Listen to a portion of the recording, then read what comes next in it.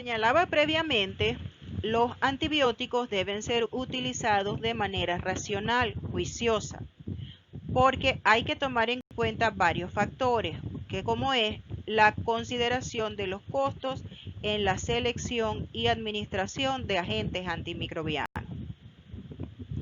Todos estos aspectos son parte de un programa que se conoce como Programa de Administración de Antimicrobianos, que tienen como objetivo optimizar la selección de antimicrobianos, la dosificación, ruta, duración de la terapia para maximizar la curación clínica o prevenir la infección, mientras se eliminan o se limitan las consecuencias no deseadas, como son la aparición de resistencia, los efectos adversos y la elevación de los costos.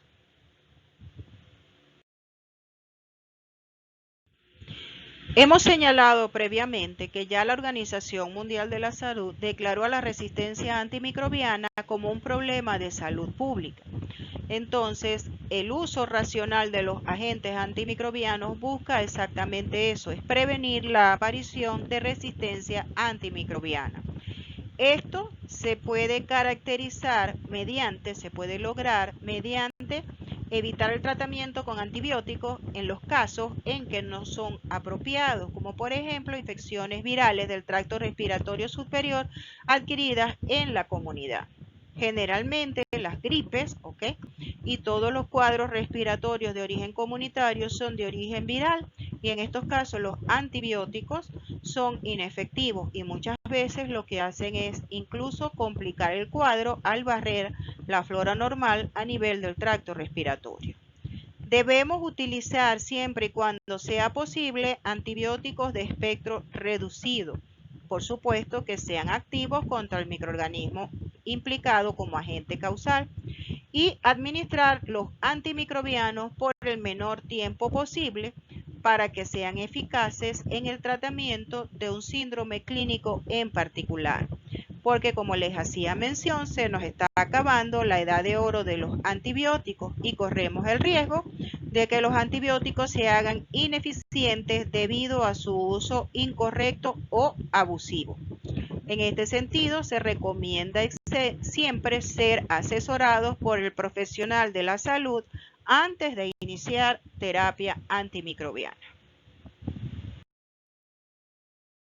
Ahora bien, el uso de los antibióticos es claramente inapropiado en algunas ocasiones. Por ejemplo, el tratamiento antimicrobiano empírico prolongado sin evidencia clara de infección no se justifica. Tampoco se justifica el tratamiento de un paciente que, a pesar de tener un cultivo positivo, no muestra signos de enfermedad. El fracaso de la terapia antimicrobiana con agentes de espectro reducido si ya se ha identificado el agente causal. También se usan indebidamente los antibióticos cuando se utiliza terapia profiláctica prolongada y cuando se usan de manera excesiva ciertos agentes antimicrobianos. Comenzar ahora a hablar de cada grupo de agentes antimicrobianos en especial, y vamos a comenzar con los agentes antibacterianos conocidos de manera colectiva como antibióticos. Vamos a comenzar entonces con el estudio del grupo de los antibióticos beta-lactámicos. Estos antibióticos comprende el grupo de antibióticos más ampliamente utilizado y más estudiado, y está constituido por varios subgrupos. Tenemos las penicilinas naturales, las penicilinas resistentes a penicilinasa, las aminopenicilinas, carboxipenicilinas, ureidopenicilinas, monobactámicos, carbapenem y combinaciones de beta-lactámicos con inhibidores de beta-lactamasa.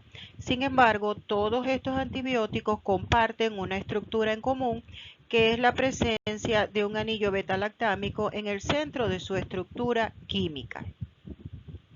Y todos actúan de un modo similar, afectando o alterando la síntesis del péptidoglucano, que es el principal constituyente de la pared celular.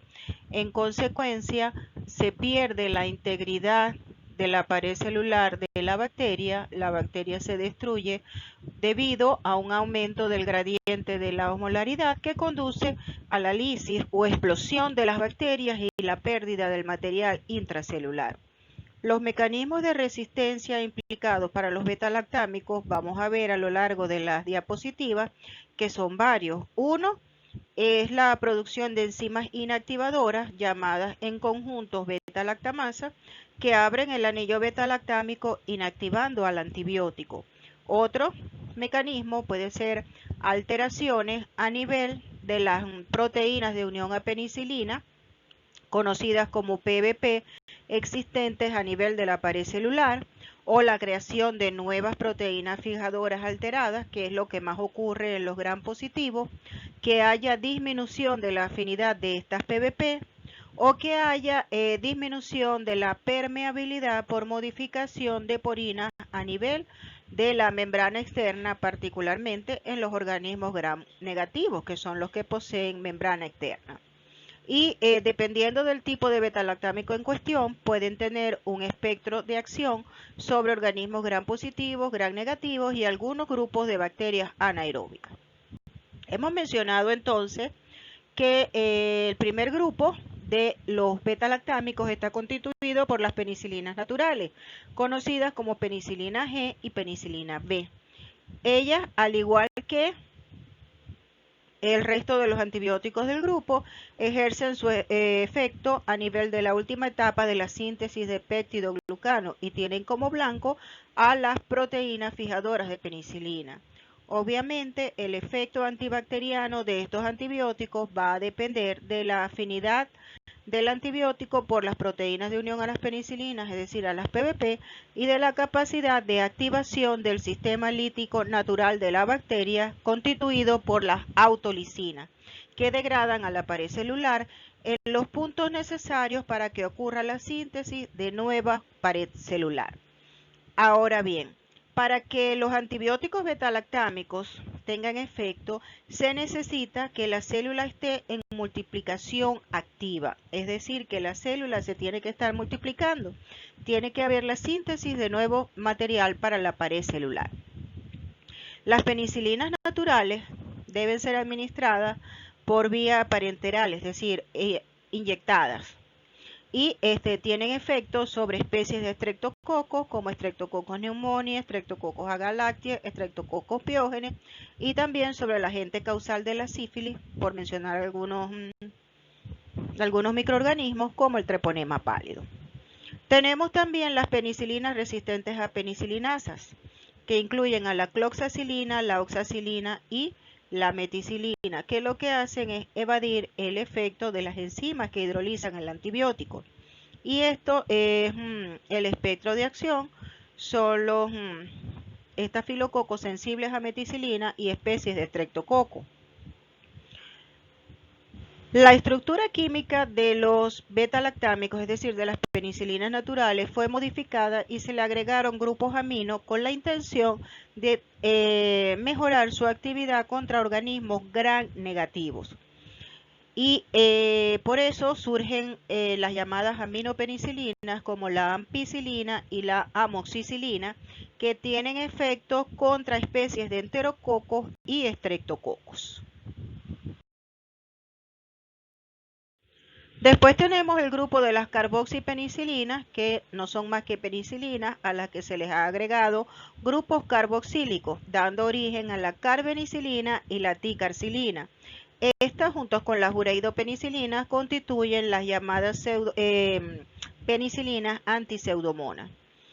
Y el principal mecanismo de resistencia que afecta a las carboxipenicilinas es la presencia de bombas de expulsión presentes en el espacio periplásmico a nivel de las bacterias gram negativas. Su espectro de acción incluye obviamente a Pseudomonas aeruginosa, especies de enterococos, de estreptococos, pero tienen muy poco efecto sobre especies de estafilococos y bacterias anaeróbicas. De igual manera, las ureidopenicilinas, como la pípera y la meslocilina, también tienen el mismo espectro de acción. Y las cefalosporinas tienen en común, son un grupo muy amplio de antibióticos que tienen en común la estructura del grupo cefen. Son muy similares a las penicilinas, solo que tienen un origen diferente. Las cefalosporinas vienen del Cephalosporium, mientras que las penicilinas vienen del Penicillium, ¿ok? Y tienen la particularidad de que han sido clasificadas en generaciones a medida que han ido apareciendo por grupos en base al espectro de actividad contra organismos gram negativos. Y en este sentido, a mayor generación de cefalosporina, tienen menor actividad contra organismos gram positivos. En cuanto al espectro, varía de acuerdo, el espectro de acción va a variar de acuerdo a la generación de cefalosporinas que se trate. Tenemos entonces a las cefalosporinas de primera generación que incluyen a cefasolina, cefadrina, aquí hay un error, cefalotina, cefalexina y cefadroxilo. ¿Okay? Aquí hay un error en esta lámina. Estas tienen mayor actividad contra los estafilococos, es decir, contra gram positivos, porque tienen una mejor difusión a través de la pared celular. Inhiben las proteínas de unión a penicilina 1, 2 y 3, inhibiendo de esta manera la síntesis de la pared celular. Y su espectro de acción también son especies de estreptococos, que es lo que quiere decir SPP, y especies de estafilococos cuando son sensibles a meticilina. Las de segunda generación incluyen a cefuroxima, cefoxitina, cefotetán, cefaclor y cefamandol, entre otras. Ellos tienen acción variable y por lo general son más resistentes a las beta-lactamasas de gram negativos. Por eso es que son más activas frente a estas bacterias si los comparamos con las del grupo de la primera generación. Y tienen en consecuencia un espectro de acción que incluye algunos organismos gram negativos como especies de hemófilos, neisseria, pero también incluye a algunos gram positivos como especies de streptococcus. Cabe hacer la salvedad que el cefotetán y el cefoxitin son los únicos que pueden tener cierto efecto sobre algunos anaeróbicos. Las de tercera generación incluyen a cefotaxima, ceftriaxona, ceftazidima, cefixima, cepodoxina y cepoperazona.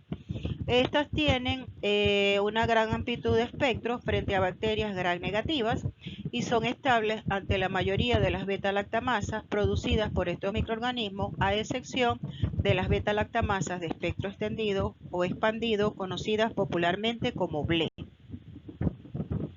Y su espectro de acción incluye especies de pseudomonas, enterobacterias y otros bacilos gram negativos, especies de neisseria y streptococcus. Y las de cuarta generación, que tienen mayor estabilidad ante las beta-lactamasas, tienen una estructura modificada, es un ion anfotérico, es decir, que no posee una carga neta, lo cual le va a permitir penetrar rápidamente la pared celular de las bacterias gram negativas y penetrar hacia el medio interno. Estas cefalosporinas solamente pueden ser hidrolizadas por las BLE, es decir, las beta-lactamasas de espectro extendido, y son capaces de inhibir a todas las proteínas de unión a penicilina, las PBP de la 1 a la 5. Cabe resaltar que no son afectadas por las bombas de flujo activo de las bacterias y que tienen gran afinidad por las PBP más críticas, o sea, por lo que son afectadas por pocos mecanismos de resistencia. Y el espectro de acción incluye algunos anaeróbicos del grupo de Bacteroides fragilis, gram positivos y gram negativos, incluyendo a Pseudomonas aeruginosa. Otros de los grupos que forman parte de los antibióticos beta-lactámicos son las combinaciones de beta-lactámicos con inhibidor de beta-lactamasa, como lo es la amoxicilina combinada con ácido clavulánico, ampicilina combinada con sulbactam y la piperacilina combinada por tazobactam, por mencionar algunas. Estos inhibidores de beta-lactamasa son compuestos que tienen una estructura química similar a los beta-lactámicos, pero que tienen mayor afinidad por las beta-lactamasas inactivadoras. Y por eso ellos son los que sufren la acción hidrolítica, conservando al antibiótico intacto para que pueda seguir ejerciendo su efecto. Y es por eso que se dice que son inhibidores con un mecanismo de acción suicida, es decir, que son inhibidores suicidas de beta-lactamasa. Y el espectro de acción de estas combinaciones de inhibidores de beta-lactamasa más beta-lactámico incluyen a los estafilococos sensibles a meticilina, especies de streptococo, algunos anaerobios, y solamente piperacilina tazobactam es el único de estos combinados que tiene efecto contra Pseudomonas aeruginosa. Aquí falta la S al final del género Pseudomonas. Los monomactámicos son los únicos beta-lactámicos que en vez de estar constituidos por dos anillos en su estructura química, son monocíclicos, es decir, tienen un solo anillo en su estructura química y son estables a la mayoría de las beta-lactamasas de los gram negativos. Y su mecanismo de acción se asemeja, su efecto, mejor dicho, no su mecanismo de acción, se asemeja más a los aminoglicósidos. Dentro de los monobactámicos disponibles en el país con utilidad clínica, únicamente se dispone del Astreonan. Y el Astreonan es activo únicamente contra bacilos gram negativos aerobios, por lo cual las bacterias gram positivas y anaeróbicas van a ser completamente resistentes. Y como hemos dicho, actúa solo sobre los gram negativos, incluyendo especies de Pseudomonas y Acinetobacter. Otro de los grupos de beta-lactámicos, el que tiene un más amplio espectro de acción, son los carbapenemes, que son compuestos derivados de la tienamicina, entre los cuales tenemos al imipenem, meropenem, ertapenem, doripenem, entre otros. Muchos de estos antibióticos deben ser administrados por vía parenteral, ya sea en solución, por vía intravenosa o por perfusión activa. Y estos antibióticos están reservados para el caso de infecciones severas por microorganismos multiresistentes. El imipenem tiene una particularidad y es que a nivel de los túbulos renales es hidrolizado por una enzima, la dihidropeptidasa renal, por lo cual se administra combinado con un inhibidor de la enzima que se conoce como cilastatina. Por su parte, el meropenem, que es un derivado de la tinamicina también, pero no es sensible a esa dipeptidasa renal y por lo tanto puede ser administrado de manera independiente. Dentro de los carbapenem disponibles en el país, el único que se administra por vía oral es el ertapenem. En cuanto a la resistencia, los carbapenem pueden ser afectados por modificaciones en la permeabilidad de la membrana externa de la bacteria, por expresión de bombas de flujo activo, pueden ser inactivados por beta-lactamasas del tipo metaloenzimas o por carbapenemasas del tipo KPC o por combinaciones de estos mecanismos. Y en cuanto al espectro de acción, ustedes pueden ver que hay gran cantidad de microorganismos que pueden ser blanco de la acción de los carbapenemes, entre los que tenemos tanto gram positivos como gram negativos, bacilos y cocos aeróbicos e incluso algunos anaeróbicos. Otro de los grupos de antibióticos que vamos a tratar son las sulfonamidas, entre las cuales tenemos el sulfametoxazol, la sulfadiazina y la sulfalacina. Estos son análogos estructurales y antagonistas competitivas del ácido paraaminobenzoico o PABA, que interfieren en la síntesis del ácido fólico en las bacterias, inhibiendo de manera competitiva a la enzima dihidroocteroato sintetasa. Y generalmente se utiliza combinado con otra droga que es el trimetoprim, que termina en M, no en N como aparece aquí, que es un inhibidor competitivo y selectivo de una enzima que también interviene en otra reacción de la síntesis del ácido fólico, que es la dihidrofolato reductasa microbiana. Ahora bien, el mecanismo de resistencia a estas drogas generalmente se debe a una mutación que ocurre al azar, pero también puede estar transferirse por plásmidos cuando hay alteraciones de las enzimas que utilizan el PABA. Sin embargo, la resistencia exclusiva al trimetoprim es más de origen cromosómico y no plasmídico. Y en cuanto al espectro de acción de la combinación de trimetoprim sulfametoxazol, incluye cocos gram positivos como Streptococcus pyogenes, especies de enterococos, cocos gram negativos como especies de Neisseria, cocobacilos gram negativos como Haemophilus influenza, enterobacterias, también tenemos actinomyces, nocardia, clamidia e incluso toxoplasma. Dentro de los aminoglicósidos tenemos a la gentamicina, tobramicina, amikacina y streptomicina. Estos antibióticos se caracterizan porque en su estructura química tienen una porción amino y una porción glicosídica y actúan inhibiendo la síntesis proteica uniéndose a la subunidad 30S del ribosoma bacteriano. Tienen un efecto bactericida en organismos gram negativos aeróbicos y tienen una particularidad, y es que producen un efecto antibiótico que dura aproximadamente 6 horas en promedio. Y el principal mecanismo de resistencia son enzimas modificadoras de la estructura del antibiótico del grupo acetiltransferasa, del punto también pueden ser fosforilasas o adenilasas. También puede deberse a disminución de la concentración intracelular del antibiótico por cambios en la permeabilidad celular y modificación en las proteínas. Es particularmente importante la resistencia de alto nivel a los aminoglicósidos en el caso de enterococos, que pueden ser sensibles in vitro, pero que sin embargo no se recomienda la administración de estas drogas en vivo.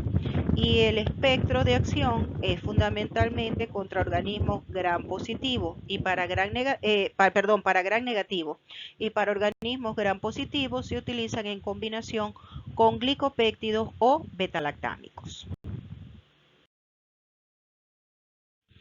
Tenemos también otro grupo, las llamadas quinolonas originales, que son derivadas de la naftiridina y que por haber incorporado un grupo flúor en su estructura son denominadas fluoroquinolonas.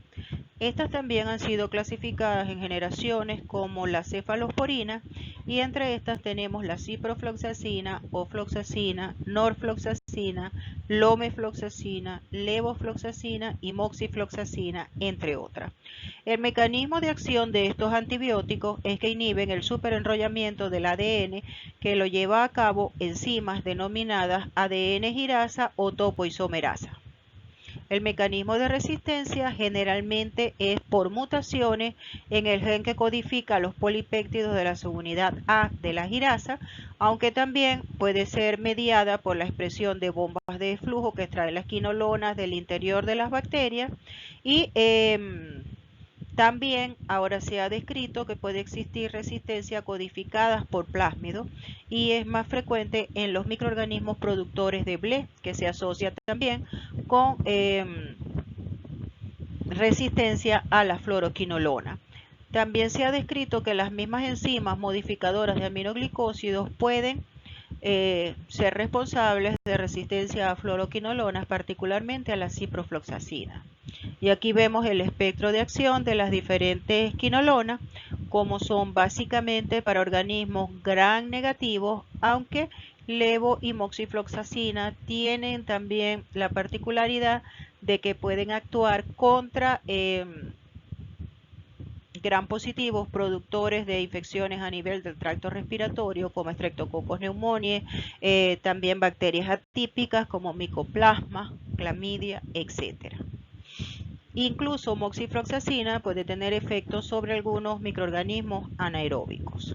Tenemos otro grupo que son las llamadas tetraciclinas. El compuesto tipo es la tetraciclina, pero también existen otros derivados como la clorotetraciclina, la doxiciclina y las glicilglicinas, conocidas como tigeciclina. Estas también se unen a la subunidad 30S del ribosoma bacteriano y tienen un efecto bacteriostático, y la resistencia a tetraciclinas, a este grupo de antibióticos, por lo general es mediada por plásmidos, o hay alteración de la disminución de la concentración intracelular por la participación de bombas de flujo que expulsan el antibiótico hacia el exterior. Y todos estos mecanismos afectan a las tetraciclinas, más no a las tigeciclinas. El espectro de acción de la doxiciclina y la tetraciclina incluye a las riquecias, espiroquetas, Borrelia burgdorferi, Helicobacter pylori, incluso algunos parásitos como Plasmodium. Y la tigeciclina se utiliza para bacterias atípicas como Mycoplasma y Clamidia, para especies de Enterococcus, especies de estafilococos sensibles a meticilina como Staphylococcus aureus sensible a meticilina, para neumococo o Streptococcus pneumoniae y algunos anaeróbicos.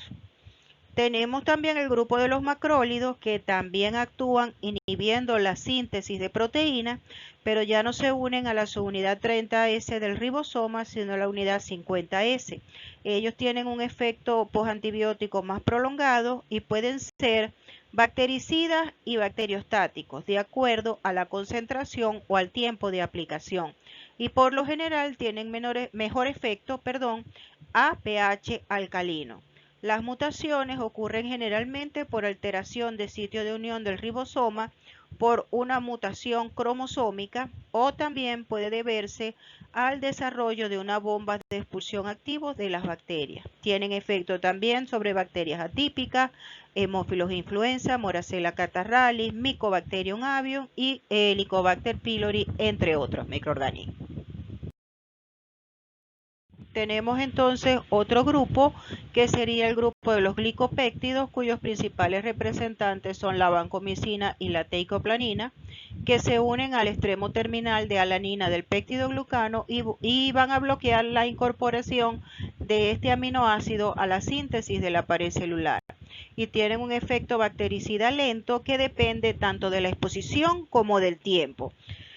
Generalmente el mecanismo de resistencia implica a ciertos fenotipos que tienen péptidoglucano que terminan en un extremo, el extremo terminal termina en lactato y no en alanina, como suele ocurrir cuando hay una resistencia mediada por los genes VAN-A que afecta tanto a teicoplanina y a vancomicina, mientras que cuando es mediada por el gen VAN-B solo afecta a vancomicina y el gen VAN-D es variable para todos, excepto incluso para algunos fenotipos de enterococo.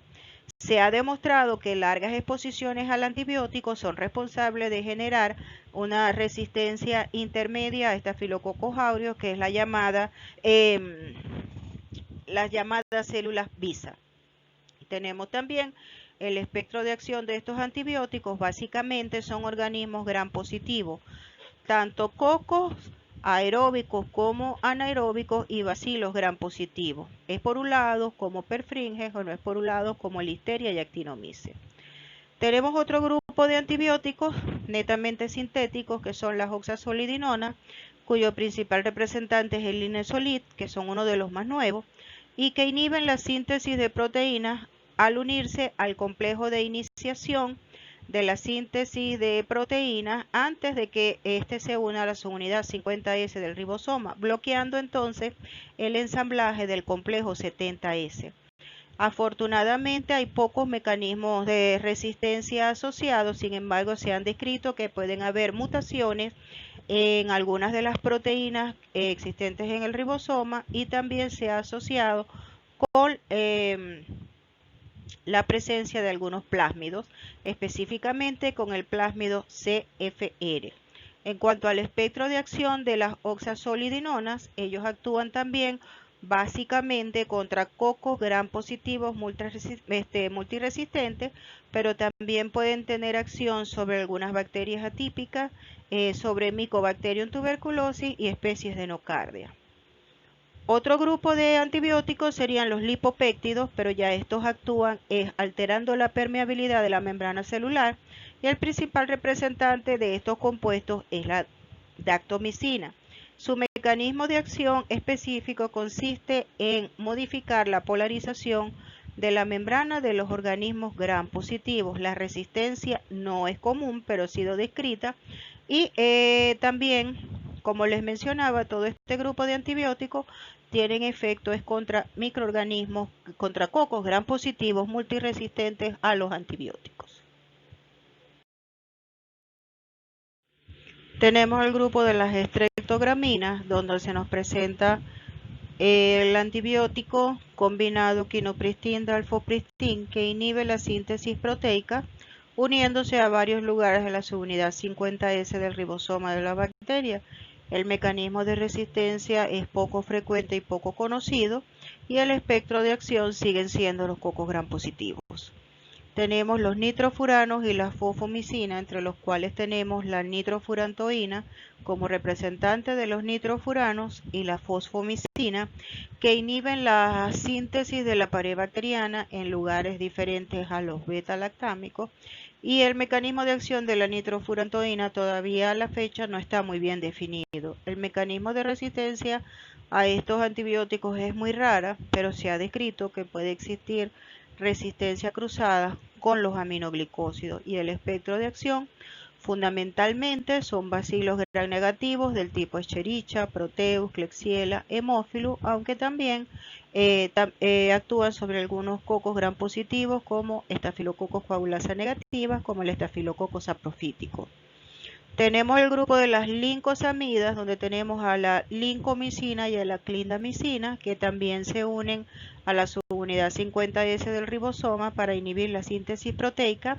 La resistencia es transferida por plásmidos, al igual que como ocurre con los macrólidos, en los cuales puede haber un mecanismo de resistencia en bloque que afecta por igual a los macrólidos, a las lincosaminas y a las estreptograminas B. Y también actúa sobre los cocos gram positivos, sobre algunos anaeróbicos, sobre todo la clindamicina, e incluso también se ha demostrado que tienen efectos sobre algunos parásitos como Plasmodium. Tenemos dentro del grupo de las polimixinas, que son antibióticos polipeptídicos de gran tamaño, cuyo principal representante es la colistina, y se une a la membrana de los gram negativos, llevándolo a la destrucción.